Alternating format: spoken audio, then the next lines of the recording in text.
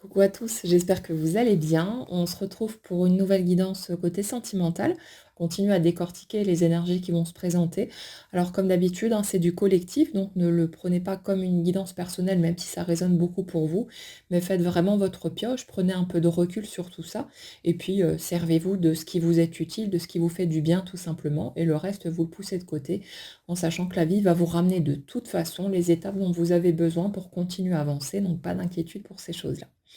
Alors aujourd'hui, l'énergie que je ressens, on est plus, à une étape, on va dire pré-rencontre. Si vous voulez, heu, on a l'impression d'une personne qui, est passée par différentes étapes, peut-être plus toxiques les unes que les autres. Il y a en tout cas une sensation de ras-le-bol dans ce que je perçois, la sensation de répéter toujours les mêmes scénarios en fait, scénarios plus ou moins catastrophiques et l'impression de tourner en boucle là-dedans. Donc on a un peu une personne qui est, on va dire plus ou moins résolue, en mode, «C'est bon, maintenant je me ferai plus avoir, ça suffit de répéter toujours, les mêmes types d'histoires, les mêmes types de problématiques. Donc maintenant, bah, voilà, je vais penser à moi, je vais être bien positionnée, je vais me respecter, je vais avancer pour moi d'abord et puis, ma foi, bah, on verra bien, ce qui prendra forme ou pas». Donc on a quelqu'un qui est plus en mode, barricadé, plus en mode blindé, un peu, dégoûté quelque part, de l'amour des rencontres. Je dirais pas quelqu'un qui n'y croit plus, parce que dans l'énergie que je ressens, en tout cas, il y a vraiment, toujours cet espoir, toujours ce truc de: «Bon OK, jusque-là, j'ai vécu les mauvaises relations, j'ai fait les mauvaises rencontres, mais avec cette certitude quelque part en fond qu'il existe quelque part, quelqu'un, fait pour lui ou pour elle et que ça va le faire à un moment ou un autre». Donc il y a ça qui reste en trame de fond, mais on est quand même sur un mode plutôt prudent, plutôt méfiant, donc quelqu'un qui n'est pas nécessairement, dans l'ouverture pour, pouvoir, nouer de nouvelles, relations, de nouvelles rencontres, et quelque chose qui se ferait dans la fluidité. Donc là, on est un petit peu en mode sur la défensive et puis le truc, c'est que, hem, justement, c'est comme si dans l'énergie que je ressens, il y avait cette contradiction entre j'ai envie d'y aller et puis, bon, en même temps, j'ai plus envie de me vautrer, ce qui est tout à fait normal.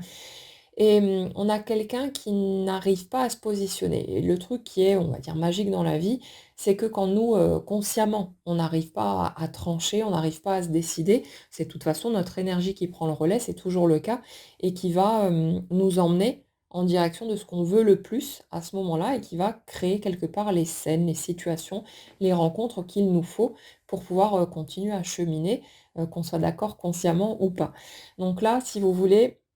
à l'étape où on se situe là, en tout cas, il y a un peu cette notion de croiser des chemins, une espèce d'entre-deux. Donc quelqu'un qui est partagé entre espoir et ce côté blasé des histoires qui ont été vécues avant. Mais c'est comme si, cette rencontre plus marquante, qui va faire son apparition sur ce chemin, hem, arrivait quelque part pile poil à un moment où l'autre est limite, prêt à renoncer. En fait, si vous voulez, dans ce que je ressens là, il y a ce côté, découragé, presque désespéré quelque part, comme s'il y avait un besoin impérieux d'avoir une espèce de preuve. Ça doit être maintenant, ça peut pas être plus loin. Il faut que ça bouge, il faut que ce soit, cette fois-ci, que quelque chose se passe, dans ma vie pour que j'arrive à continuer à y croire. Et c'est comme si, dans l'énergie que je ressens là, on avait quelqu'un qui s'était mis en tête qu'après cette répétition d'échecs, de déceptions, de coups bas peut-être aussi, ça ne pouvait pas se reproduire une fois de plus. Donc c'est pour ça que je vous parle de ce côté, presque dans l'envie de renoncer, mais en même temps, il y a cette espèce d'absolu qui traîne toujours dans un coin de sa tête, cette envie de quelque chose de plus grand, de plus fort et cette, certitude quelque part au fond que c'est possible, même si, bah, on ne sait pas comment, on ne sait pas de quelle manière ça peut prendre forme, mais toujours ce truc de ne pas arriver à lâcher cette idée qu'il y a de toute façon un chemin pour pouvoir vivre, une magnifique relation, même, hein, si elle a les défauts d'une relation humaine et voilà, que c'est pas parfait, mais simplement d'être vraiment bien, dans un équilibre, pas toujours posé sur de la peur, pas toujours, voilà, dans des mécanismes de chantage affectif ou toutes ces choses-là. Donc on a quelqu'un qui a toujours cette certitude en trame de fond et qui en même temps est dans ce truc de, après tout ce que j'ai vécu, j'arrive pas à trouver la force, l'énergie en fait, de m'ouvrir encore une fois à une rencontre et de potentiellement me casser la figure une fois de plus ou être trahi, voilà, malmené d'une manière ou d'une autre. Donc il y a ce truc-là et ça fait que cette personne, comme elle ne trouve pas cet élan de, laisser le bénéfice du doute à de potentiels nouveaux candidats, ben, c'est son énergie quelque part qui prend le relais parce que quand on ne trouve pas la force nous-mêmes de continuer à avancer parce on a trop peur ou qu'il y a trop de choses qu'on n'a pas encore digérées, ben, c'est notre énergie, hein, parce qu'en dessous, il y a quelque chose qui dit: «Mais moi je veux vivre ma vie, je veux avancer, je veux, ressentir l'amour, je veux aimer être aimé, je veux continuer à essayer pour pouvoir trouver ce que j'ai toujours recherché» et ça fait que la partie qui ne veut pas renoncer, pèse plus lourd dans la balance que celle qui dit: «Ah non, non, attends, regarde ce qui a été vécu, moi j'en peux plus, j'ai plus envie de retomber dans ce type de scénario, donc stop, on arrête». Donc cette partie-là pèse un tout petit peu moins lourd, même si elle est forte, mais c'est l'autre qui l'emporte et si vous voulez, le genre de rencontre pour lequel, bah, la majorité d'entre vous êtes là, hem, arrive souvent dans ce type de circonstances parce que justement, on a besoin, en quelque sorte, de quelque chose de suffisamment compliqué pour qu'on puisse pas foncer tête baissée dedans. Donc ça permet de gérer les peurs qui sont encore en place aussi, de pouvoir apprivoiser tout ça petit à petit, de pas, risquer d'aller trop vite en besogne et ça permet aussi de s'observer soi-même face, bah, à quelqu'un qui va, nous bouleverser énormément, quelqu'un qui va déclencher quelque chose de puissant chez nous, ça permet de s'observer. C'est pour ça qu'on rencontre souvent des obstacles, des difficultés, des barrières en tout genre, qui font que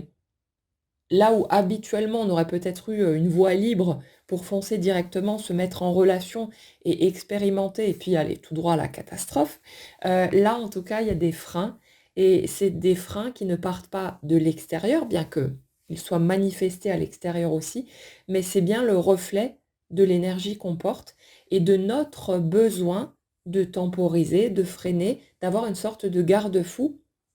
pour ne plus risquer de foncer tout droit, dans le mur, potentiellement, hein, et de revivre le même type de scénario, de problématique qui a pu être rencontré avant. En fait,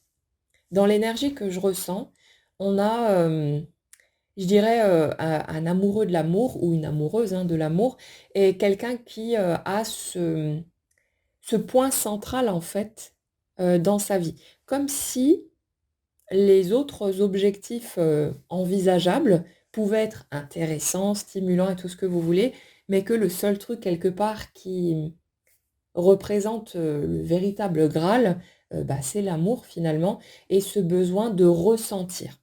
Très souvent, pour, la plupart d'entre vous, vous allez vous reconnaître dans des mécanismes d'hypersensibilité. C'est-à-dire que, il y a ce fonctionnement qui fait qu'on vit énormément à travers son émotionnel et que c'est,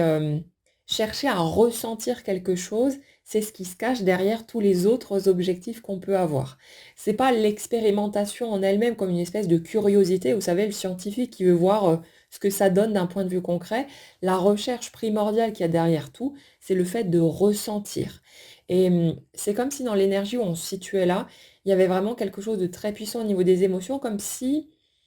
le fait de se sentir nourri passait toujours par l'émotionnel, plus que par ce qui peut se passer d'un point de vue concret et il y a ce truc de, je ne peux pas lâcher l'affaire parce que je veux ressentir cette puissance. Je sais que quelque chose de plus grand est possible, est accessible, même si je ne connais pas le chemin pour y aller, mais il y a cet appel quelque part de quelque chose de plus puissant et le fait est que, on a quelqu'un qui malgré tout, que ce soit conscient ou pas, se connaît bien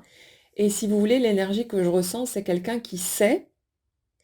que si il ou elle ressent quelque chose de puissant et que la voie est libre,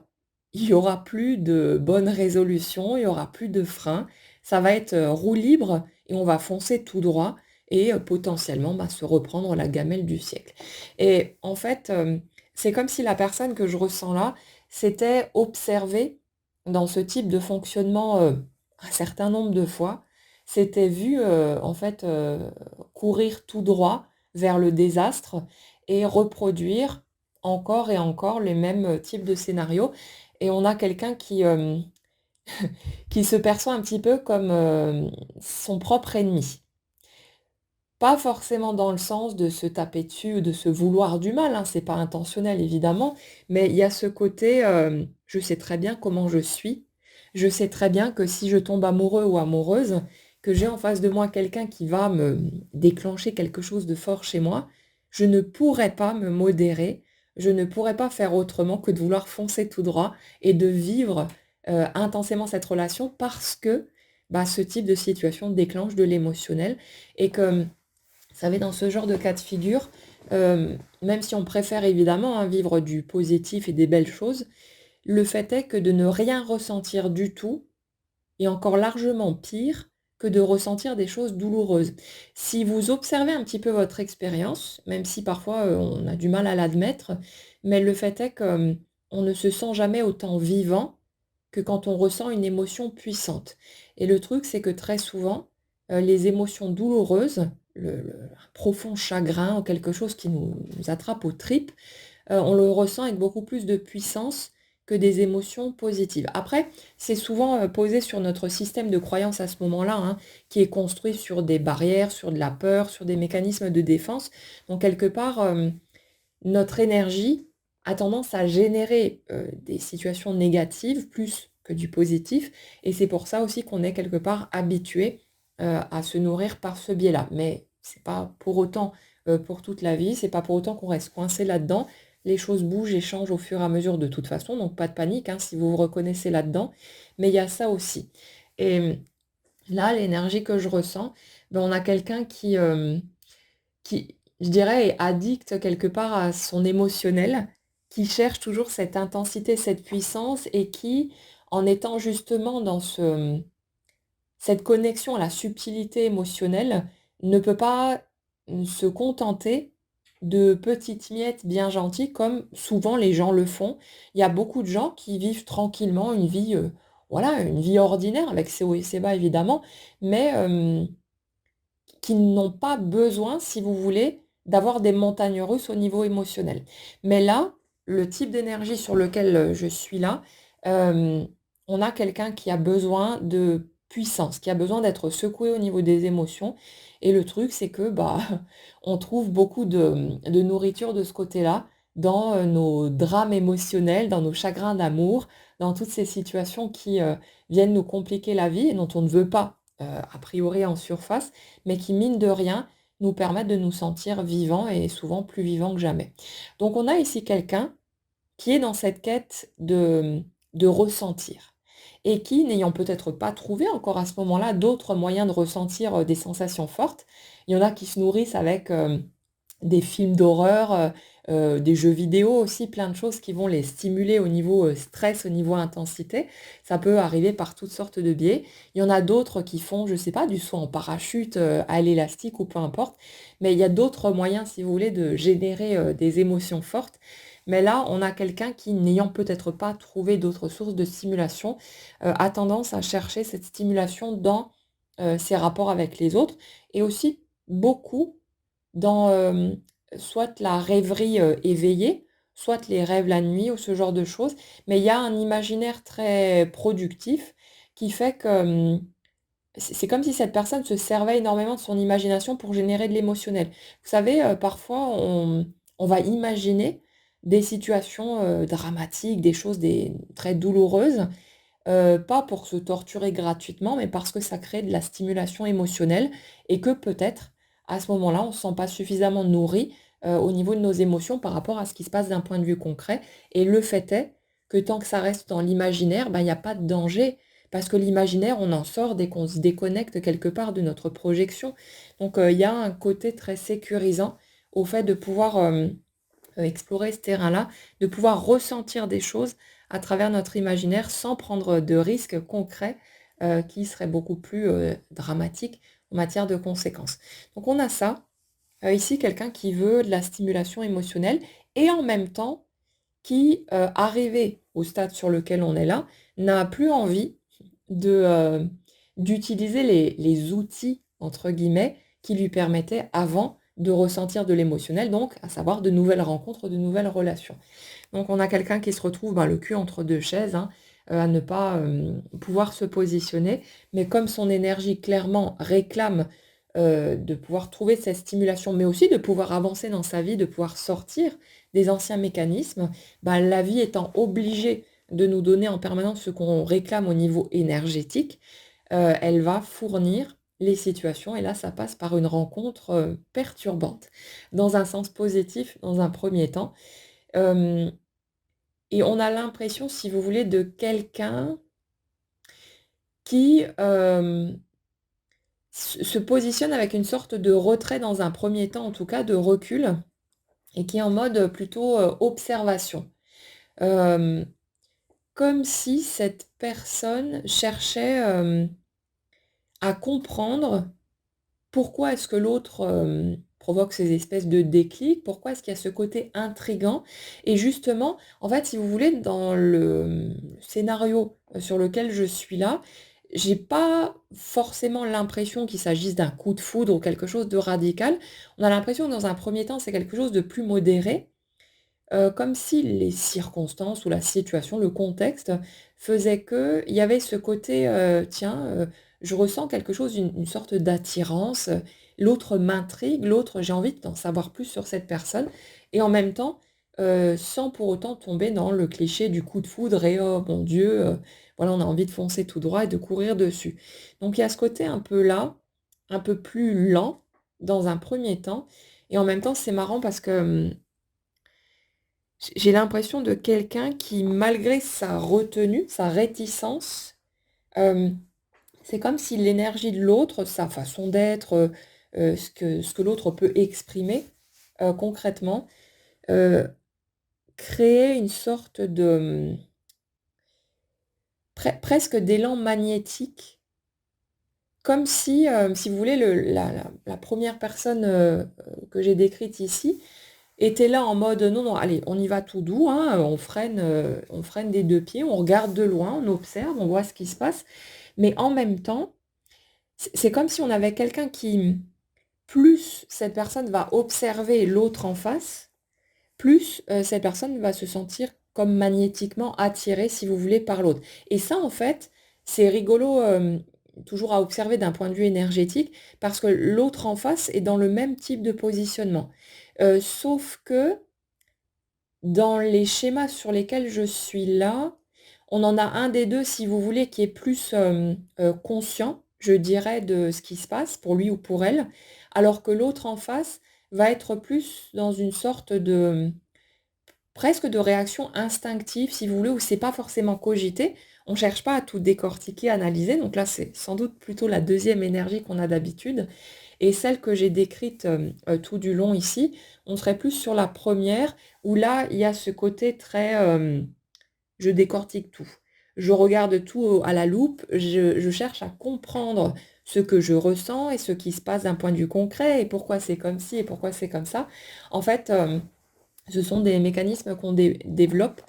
quand on a besoin de se sentir en sécurité et ça, souvent, ça vient, dès notre enfance, en fonction du contexte dans lequel on a grandi et de notre besoin d'analyser, d'observer, de devenir,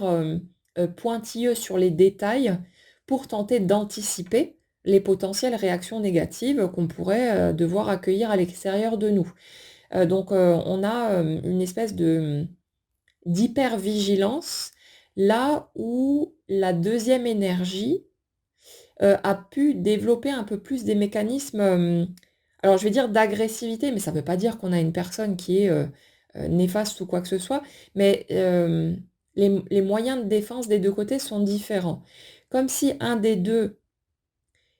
cherchait à approfondir en fait l'observation pour pouvoir adapter ses réactions et donc tenter de ne pas provoquer ce qui peut être perçu comme négatif ou mal vécu, à l'extérieur. Donc quelqu'un, par exemple, qui, chercherait à modifier son comportement pour ne pas provoquer la colère d'un parent, d'une autre personne, ne pas provoquer de remontrances ou de choses comme ça. Alors que de l'autre côté, sur la seconde énergie, j'ai plus quelqu'un qui aurait, développé un côté, ouais, une forme d'agressivité. Ça ne veut pas forcément dire que l'autre va hurler sur tout le monde ou quoi que ce soit, mais c'est au niveau de l'énergie. Vous savez, quelqu'un qui reste très calme en apparence, mais qui a ce type d'énergie, on va dire impulsive ou puissante en arrière-plan, on le perçoit directement. On n'arrivera pas nécessairement à mettre des mots dessus. Tout le monde, ne fait pas ça au quotidien à décortiquer comme je le fais pour vous ici. Donc on le verbalisera peut-être pas, mais ça, tout le monde le perçoit. Tout le monde est capable de ressentir ces choses-là. Et le truc, c'est que dans la seconde énergie sur laquelle on est là, hem on est sur une énergie plus piquante, je dirais ça comme ça, un côté justement plus impulsif, plus sanguin et j'ai l'impression que cette personne-là pour, apprendre à se protéger, à se défendre de, bah, des blessures extérieures, a développé ce côté plus, guerrier où justement dans son énergie, on ressent cette, potentielle agressivité qui pourrait surgir si on le titille de trop et il y a ce côté-là. Ce côté, celui-là ou celle-là, hein, ça peut être une femme aussi évidemment, hem, il ou elle a l'air calme en surface, mais je sens qu'il faut pas que j'aille chercher des noises à cette personne parce que je sais pas ce qui pourra en ressortir. Il y a ce type de feeling si vous voulez, sur la seconde énergie. Donc, là, sur le côté, observation de loin, on revient sur la première pour le moment. Il y a vraiment ce truc de au moment où la rencontre se fait, cette, ce sentiment de perturbation entre, l'autre, hem, est exclu, si vous voulez, du champ des possibles parce que: «Non, non, j'ai vécu trop de galères, machin et tout», donc il y a cette porte qui est plus ou moins fermée, plus ou moins verrouillée à ce moment-là. Mais en même temps, ben, c'est comme si plus on côtoyait la seconde énergie, plus il y avait cette espèce de, presque de fascination, hem, qui n'est pas nécessairement amoureuse dans un premier temps, mais, je sais pas, il y a quelque chose qui ouais, comme si on avait l'impression que, qu'il y a quelque chose de connu, en fait, dans l'autre, mais qu'on n'arrive pas à définir et que cette absence de compréhension pousse à vouloir creuser le sujet plus loin, à vouloir, découvrir qui est l'autre, apprendre à le connaître. Il y a cette espèce d'attirance magnétique, il y a pas d'autre, enfin, il y a pas de mot plus approprié en tout cas, c'est vraiment là-dessus qu'on est. Il y a ce côté, ouais, entre, sentiment un peu double quelque part, ce côté: «Non, non, c'est bon maintenant j'en ai assez soupé, des relations, donc stop» et en même temps ce truc de, j'arrive pas à me sortir l'autre de la tête. Quelque chose de ce type-là, hem, mais comme dit, tout en n'étant pas nécessairement dans une notion de coup de foudre. Peut-être que c'est le cas pour certains, hein, mais là, dans les énergies sur lesquelles je suis là, on n'est pas là-dessus. On n'est pas du tout sur une, rencontre qui dans un premier temps aurait été le contexte évident d'une possible relation amoureuse. On est plus sur, limite quelqu'un qui peut-être, ne corresponde pas de base à vos caractéristiques habituelles, ce genre de truc. Quelqu'un que vous n'auriez pas envisagé, au premier plan comme un potentiel amoureux ou une potentielle amoureuse. Mais c'est marrant parce que, on dirait que plus notre première énergie, bah, côtoie la seconde, plus il y a ce côté, quelque chose qui est soulevé en fait au niveau des émotions et le truc c'est que c'est comme si, cette énergie, cette personne se rendait compte au fur et à mesure des points communs qu'il y a avec l'autre et de, comme une espèce d'écho de ce qui a été, enfui en fait chez lui ou chez elle, par le passé, pour pouvoir justement se protéger et comme on le disait tout à l'heure, bah, on a une première énergie qui est, vraiment dans quelque chose de très, une attitude d'observateur ou d'observatrice, à vouloir, tout analyser, tout décortiquer et quelqu'un qui intériorise beaucoup les choses. En fait, cette personne, si vous voulez, elle a passé tout son temps, enfin pendant des années de vie, à chercher à se contrôler, à se réduire quelque part, à se restreindre pour, planquer dans un coin tous les morceaux de lui ou d'elle, hem, qui n'était a priori pas acceptable par rapport à l'entourage. Donc tout ce qui pouvait potentiellement déclencher, des réactions négatives chez les parents ou les personnes autour. Et ça fait que, en ayant cette espèce d'écho avec l'autre en face qui, incarne concrètement les parties de cette personne, de cette première personne, qui ont été laissées de côté, quand on se retrouve confronté à l'autre, il y a ce sentiment bizarre de quelque chose de déjà connu et qui peut amener à cette impression d'avoir toujours connu l'autre, alors qu'en fait, ce qu'on perçoit de l'autre, c'est les morceaux de nous, qu'on a laissés en plan parce que, à ce moment-là, on en a eu besoin, pour tenter de survivre, hein, tout simplement, de trouver sa place. C'était posé sur nos peurs et surtout de notre incompréhension par rapport au monde dans lequel on vit, hem et c'est ça, en fait, qui déclenche cette impression d'avoir toujours connu l'autre, et qu'on va relier, à des histoires un peu plus romantiques, hein. Donc forcément, je suis en train de bousiller votre mythe, mais voilà, techniquement, concrètement, ce sentiment-là s'explique de cette façon-là. Plus vous allez avoir de points communs, si vous voulez, avec, une personne, plus vous allez avoir ce sentiment-là parce que l'autre va toujours venir refléter des parts de vous et quelle que soit la personne en face, c'est toujours le cas. C'est juste qu'il y a certaines personnes qui reflètent beaucoup plus de morceaux que d'autres et là, le contexte, la configuration de cette situation-là fait que, en fonction de tous les besoins qui sont présents, réunis de part et d'autre, cette rencontre, arrive pour déclencher tout un tas de choses différentes, hein. Ça c'est pas seulement sur un point ou un autre que ça se joue, mais c'est, une convergence de tout un tas d'aspects différents et pour l'un comme pour l'autre de toute façon. Et là, ouais, c'est ça ce sentiment de singularité,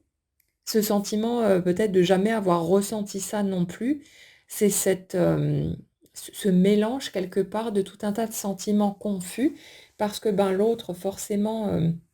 nous montre quelque part tous ces morceaux de nous qui ont été jetés aux oubliettes et qui ne demandent qu'à, retrouver la lumière, hein. Et ils ont juste, envie d'être vus, d'être entendus, pour être réintégrés à notre système et puis, il y a tout le reste aussi, hein, le fait que, l'autre, peut,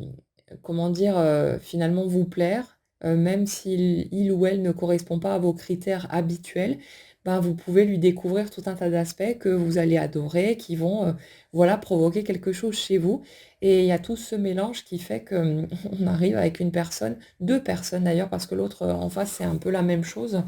qui sont dans la confusion. Le truc, après, c'est que là, la seconde énergie sur laquelle, on se trouve là, dans un premier temps, hem, c'est comme si l'autre n'était pas, inclus dans le champ des possibles au niveau amoureux. Si vous voulez, la deuxième énergie est plus terre à terre, je dirais, plus, pragmatique et ça fait qu'on a quelqu'un qui, est plus ou moins conscient, en fait, des décalages, des différences, de ce qui pourrait ne pas coller entre les 2 à ce moment-là, parce que les 2 sont blindés de blessures aussi et de tout un tas de barrières quelque part et c'est comme si l'autre, percevait assez clairement ces barrières-là, et du coup réagissait en fonction de ça. Alors, comme je le disais tout à l'heure, la seconde énergie, on est moins dans un truc, réfléchi en quelque sorte. On est plus dans une sorte de réaction instinctive, comme si l'autre, savait dans ses tripes quelque part sans avoir pris le temps de forcément décortiquer le sujet, mais l'autre ressentait que, il y a des barrières donc, on n'y va tout simplement pas. La question ne se pose même pas en fait. On est là-dessus dans un premier temps par rapport à la seconde énergie. Par rapport à la première par contre, là c'est vraiment, heu notre 1re énergie qui avait pris ses bonnes résolutions, maintenant les relations amoureuses, c'est terminé, ça suffit, moi j'en ai marre de vivre les mêmes choses et là, en fait, dans ce que je ressens là, en tout cas, on a quelqu'un qui, en étant confronté à l'autre, commence à oublier très vite ses bonnes, résolutions, ses bonnes paroles et se retrouve comme, harponné sous le charme de l'autre, un truc comme ça. Il y a vraiment cette, espèce d'attraction qui grandit. En même temps, hem, Dans l'énergie que je ressens, j'ai pas l'impression de quelqu'un qui se laisse, glisser dans cette attraction comme ça, sans rien dire. On n'a pas quelqu'un qui passe en mode toboggan, à foncer tout droit dedans. On a plutôt quelqu'un qui dit, qui pose des barrières directement, qui s'interdit peut-être même cette direction en disant: «Non, non, attends, déconne pas». Après, potentiellement, il peut y avoir d'autres obstacles, hein, déjà de base, qui font que, on n'envisage pas d'y aller, comme quelqu'un qui peut être en couple ou d'autres situations qui font que, ça bug. Mais dans ce que je ressens là, on a l'impression que, notre première énergie, elle recule en fait. Elle elle est à la fois baignée dans une espèce de douceur, de quelque chose qui fait vachement du bien, le contact avec l'autre, en fait, comme une espèce de cocon, un sentiment très agréable de familiarité et en même temps, on a quelqu'un qui sent qu'il ou elle est en train de déraper de ce qu'il ou elle avait décidé par rapport à ce domaine amoureux et il y a ce truc de, «Non, non, stop, là je vois ce qui est en train de se passer, je vois que je suis en train de rentrer en ébullition, au niveau des émotions, des sentiments. Il y a quelque chose qui est en train de se produire, mais c'est comme si cette personne, elle disait: «Non, non, non, je veux pas aller par là, ça me fait peut-être trop peur aussi», mais il y a quelque chose qui résiste, qui freine, en tout cas dans un premier temps et on a quelqu'un qui, comme dans une sorte de presque de déchirure entre, la part d'elle qui a, envie de vivre les choses tout simplement, qui aimerait, presque se fondre en fait dans la sensation de cocon que l'autre génère parce qu'il y a quelque chose de connu, parce qu'il y a quelque chose de sécurisant et que, l'écho que nous renvoie l'autre des parts de nous-mêmes en fait qui sont restées planquées dans un coin pendant si longtemps, fait que, on a l'impression de se sentir à la maison et que quand on a ce type de sensation-là, on a juste envie de se visser à ce truc-là et de plus décoller de là, en fait, hein. C'est tout à fait normal. C'est comme une sorte de refuge. On a vraiment l'impression que, comme si, après toutes ces déceptions d'un point de vue humain et pas seulement au niveau amoureux, mais de façon générale, le fait d'avoir en face de soi quelqu'un qui, qui semble être nous, mais dans le corps d'un autre, c'est comme si on avait l'impression que c'est la seule personne, fiable qui devrait pas, nous faire de mal, et on a envie, d'aller se planquer là-bas et de plus bouger de là. Mais en même temps, hem, ouais, il y a plein de contradictions dans ce que je perçois. Il y a vraiment, c'est comme une personne qui se débat, contre, ses propres, sentiments, ses propres émotions et qui, à la fois, ressent une sorte de fascination, en fait, par rapport à l'autre et par rapport à ce que l'autre génère chez lui ou chez elle et en même temps, c'est comme si on avait quelqu'un qui,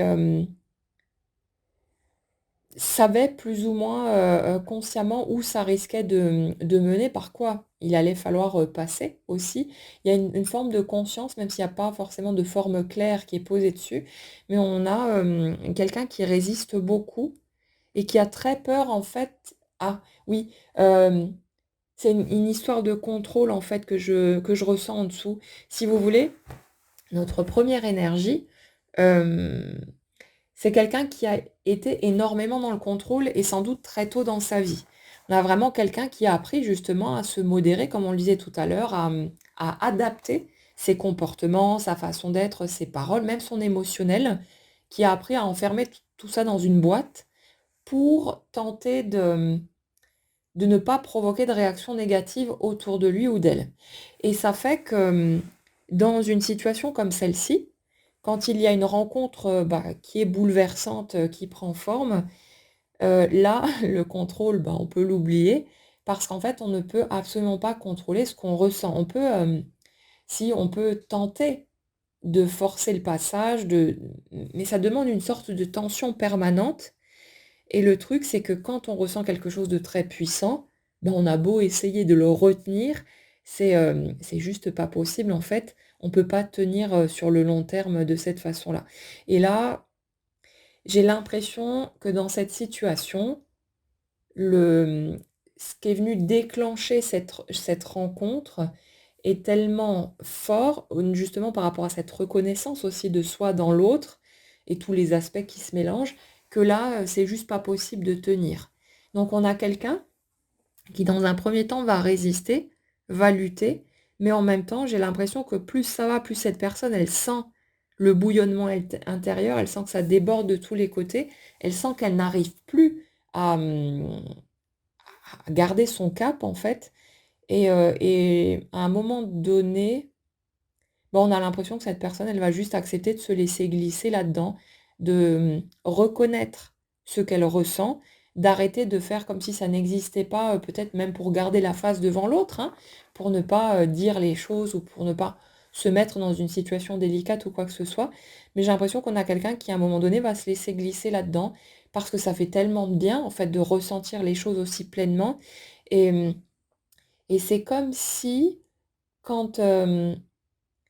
à partir du moment où cette première énergie accepte d'ouvrir la vanne, bah, elle n'arrive plus à la refermer en fait. C'est comme, vous savez, un barrage avec de la flotte de l'autre côté. S'il y a une fissure dans le barrage va résister un certain temps, mais en fait, la fissure, elle va s'agrandir de plus en plus jusqu'à ce que le barrage pète, hein, et que l'eau se mette à se déverser. Et là, vous pouvez toujours essayer de colmater les fuites. Bah, voilà, il ne faut pas rêver, ça ne fonctionne pas. L'eau, elle a tellement de puissance qu'elle va de toute façon réussir à traverser. Et là, on est exactement sur ce type de problématique, c'est que notre première énergie, la rencontre avec l'autre est venue fissurer quelque chose au niveau de ses armures, au niveau de ses carapaces, parce que l'écho provoqué est trop fort et voilà, il y a une brèche qui s'est créée. Et le truc, c'est que dans un premier temps, bah, on a l'autre qui est en train d'essayer de retenir les morceaux d'armure, hein. Non, non, bouge pas de là, tu me protèges, surtout reste à ta place.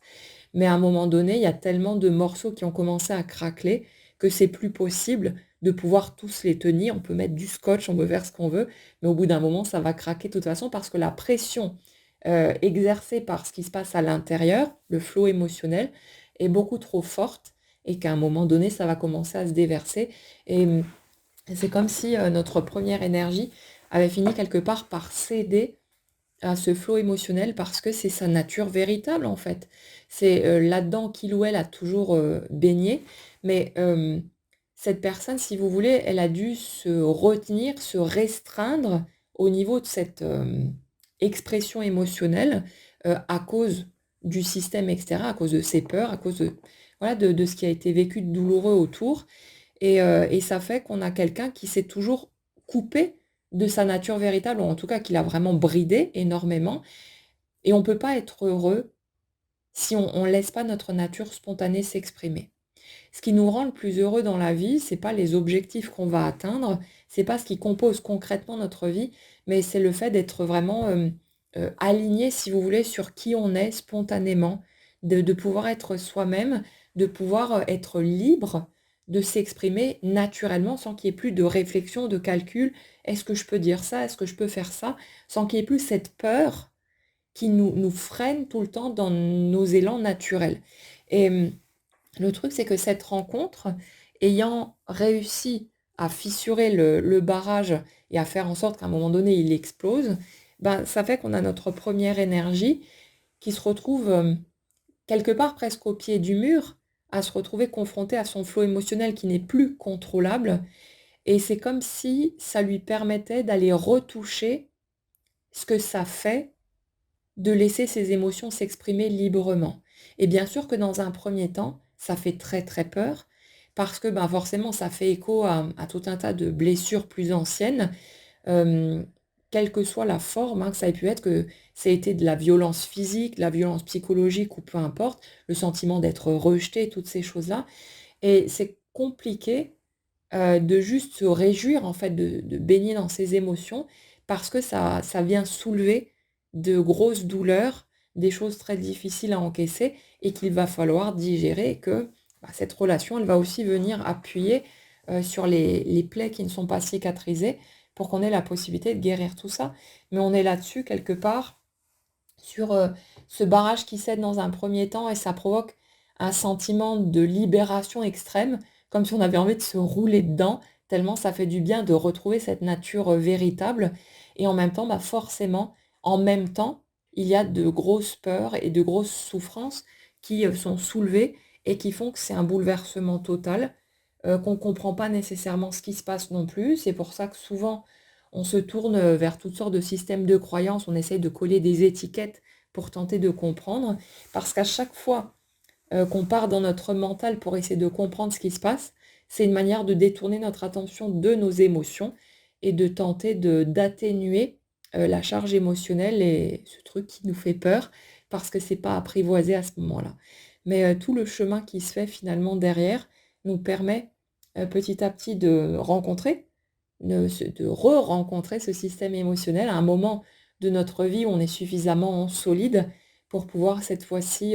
s'affirmer petit à petit, s'imposer, voilà, dire stop quand c'est nécessaire et faire tout ce qu'il faut pour nous. Et tout se met en place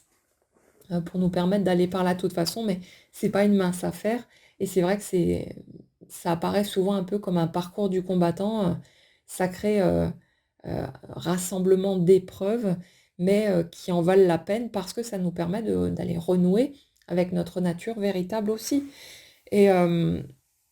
ouais, le truc, vous voyez, c'est que dans ce type de mécanique qui fonctionne en duo, il y a les réactions, les ouvertures qui se font chez l'un renvoient toujours à l'autre quelque chose aussi, soit par rapport à des morceaux qui, comme dit tout à l'heure, sont restés dans un coin pendant des années, soit par rapport à d'autres aspects, mais qui vont, même si ça secoue, même si ça perturbe dans un premier temps, mais qui vont petit à petit, pour l'un comme pour l'autre, permettre d'aller renouer, de réapprivoiser cette nature euh, d'origine qui a été laissée de côté pendant si longtemps, mais qui est la voie par laquelle on va impérativement passer pour pouvoir trouver son équilibre, son harmonie, son bonheur, et après pouvoir forcément expérimenter des choses beaucoup plus heureuses aussi à tout point de vue, parce que cette base de départ aura repris sa juste place. Donc ouais, aujourd'hui on est sur cette étape de rencontre qui bouleverse, qui perturbe et qui crée de la contradiction, parce que notre première énergie, d'un côté, elle a plus envie de se mouiller, elle a plus envie de retenter encore sa chance, parce qu'elle est plus ou moins dégoûtée en fait de ce qui a été vécu avant,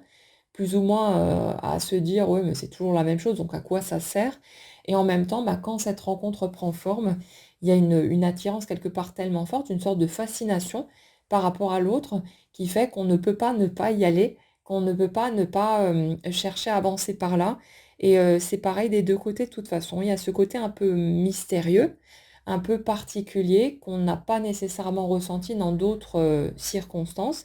Et puis, c'est qu'à ce moment-là, on a besoin de vivre cette expérience-là